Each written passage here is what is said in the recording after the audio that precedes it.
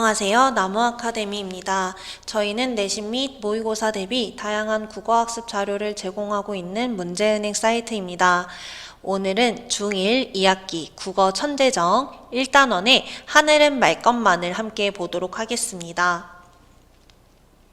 중심인물 문기가 제시되고 있고요.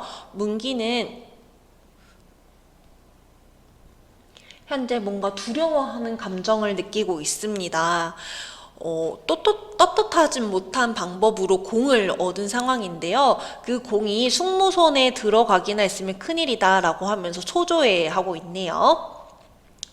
자, 필시 공은 거지나 동네 아이들이 집어갖기 쉽지. 자, 자기가 숨겨둔 공이 안 보이니까 초조해서 지금 문기가 자신에게 유리하게 상황을 해석하고 있는 거예요. 공이 거지나 동네 아이들이나 집어갔겠지. 작은 어머니가 그걸 알고 가만히 있을 리가 있나 라고 하면서 자기를 조금 더 마음이 편하고자 이렇게 해석을 하고 있네요.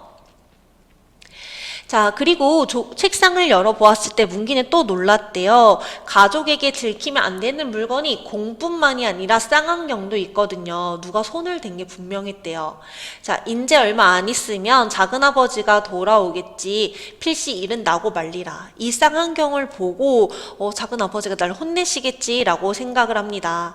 자, 하면 안 되는 일을 지금 문기가 하고 있어요. 그러면 여러분 마음이 어떨까요? 눈은 아물아물, 가슴은 두근두근. 공부를 하려고 해도 글이 읽히지 않을 것입니다. 그쵸? 며칠 전 일이다 라고 하면서 갑자기 과거로 돌아갔어요, 여러분. 시간이 현재에서 과거로 전환되는 것을 우리 역순행적 구성이라고 하고요. 작품의 특징을 묻는 문제에 역순행이라는 단어가 출제될 수도 있으니 꼭 확인해 주시기 바랍니다.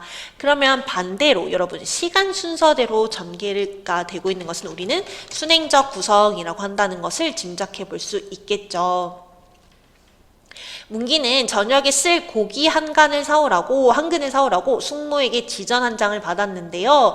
고깃간을 갔습니다. 자, 그런데 여러분 요즘에는 고깃간이라는 단어를 쓰지 않아요. 이런 단어들을 통해서 혹은 은전면립 이런 단어들을 통해서 시대적 배경이 현재가 아니라 조금 과거인가 보다라는 것을 짐작해 볼 수가 있고요. 실제로 이 작품은요. 1930년대에 일제강점기를 배경으로 하고 있는 작품입니다.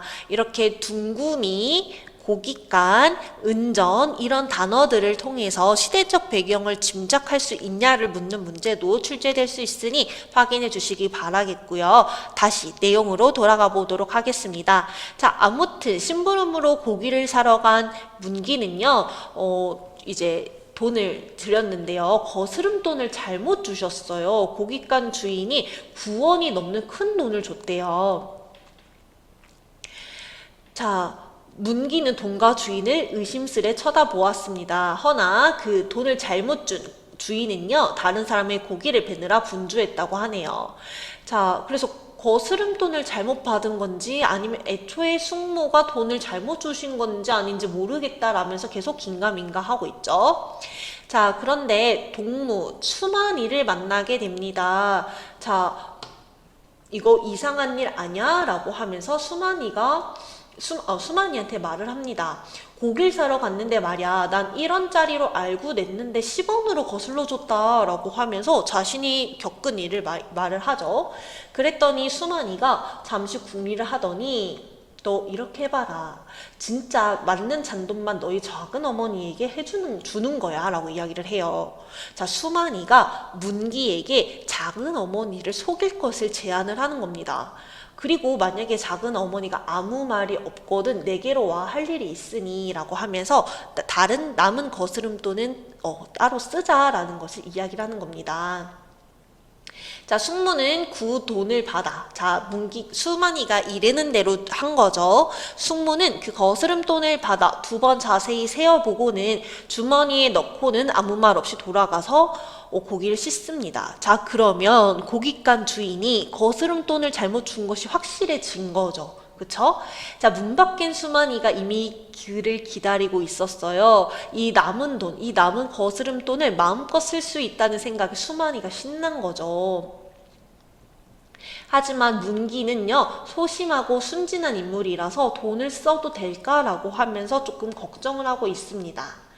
자, 마침내 두 소녀는요, 손이 맞고 말았습니다. 그러면서 자신이 가지고 싶었던 것을 살 수 있게 됐다라는 기쁨을 가지게 되는 것이죠. 자, 여기서 그 쌍안경을 산 거네요. 그쵸? 공도 여기서 산 거고요.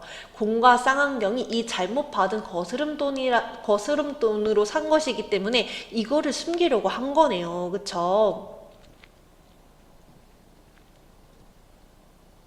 자, 그러나 수만이와 문기는요, 환등 기계를 사가지고, 아이들에게 구경을 시키고, 용돈을 계속해서 우리끼리 벌자라는 계획을 세우기도 했는데, 이러한 계획을 앞두고 올 것이 오고 말았다고 이야기를 합니다.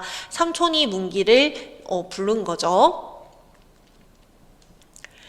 자, 삼촌이 식사를 하는 그 상 밑에 숨겨두었던 공이 있었대요. 자신이 숨겨두었던 공이 결국 삼촌에게 들켰음을 알 수 있는 거죠.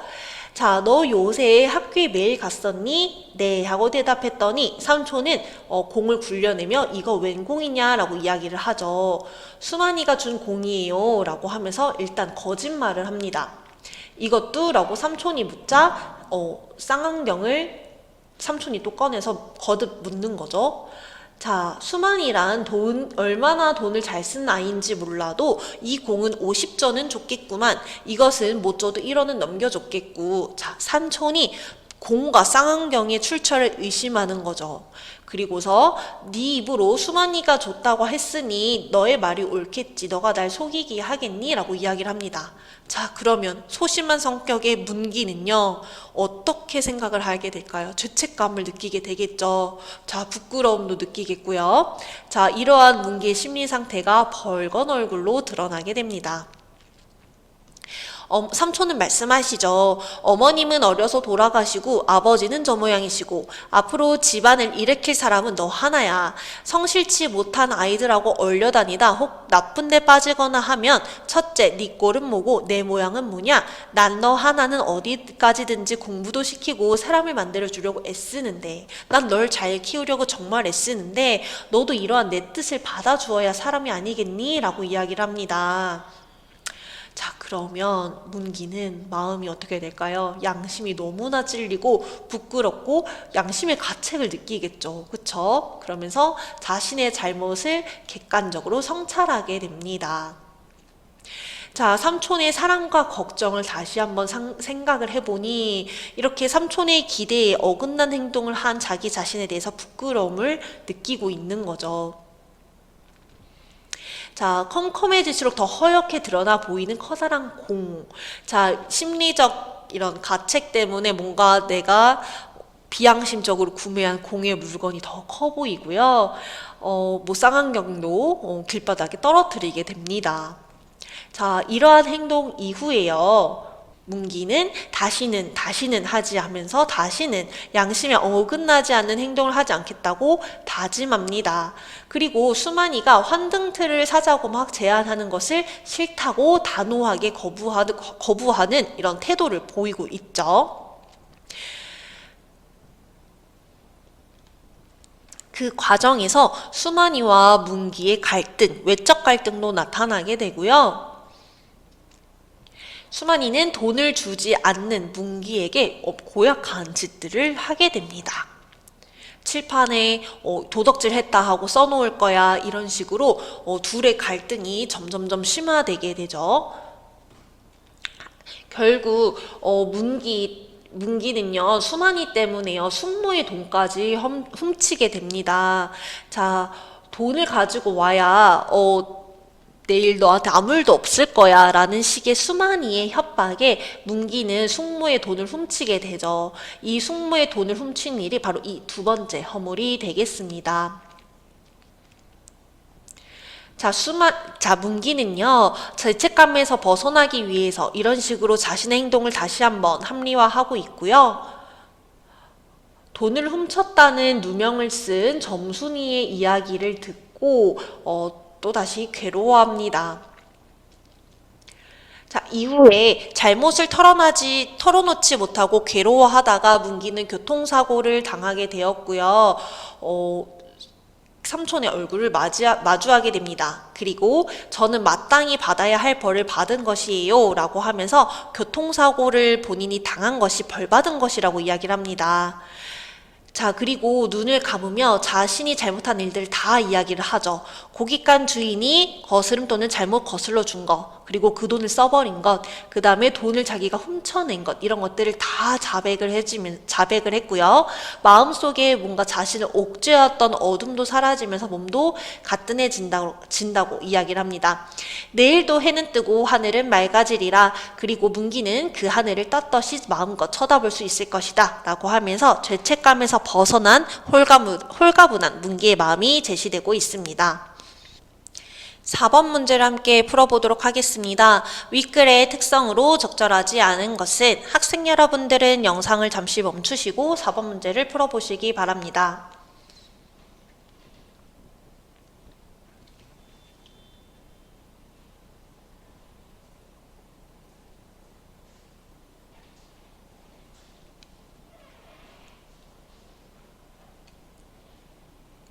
네, 정답은 4번이 되겠습니다. 작가가 직접 경험하고 깨달은 점을 진솔하게 표현한 글이다. 자, 작가가 직접 경험한 글은 아니죠, 여러분. 문기라는 이제 인물이 실존하지도 않고요. 경험한 일을 이 작가가 쓴 것도 아닙니다. 이렇게 작가가 자신이 직접 경험하고 깨달은 점을 진솔하게 표현하는 갈래를 수필이라고 하는데요. 이 글의 갈래는 소설로서 이 4번 선제 내용에 부합하지 않습니다. 해당 단원에 대한 강의는 여기서 마무리하도록 하겠습니다. 더 많은 학습 자료는 저희 나무 아카데미를 확인해 주시기 바랍니다. 감사합니다.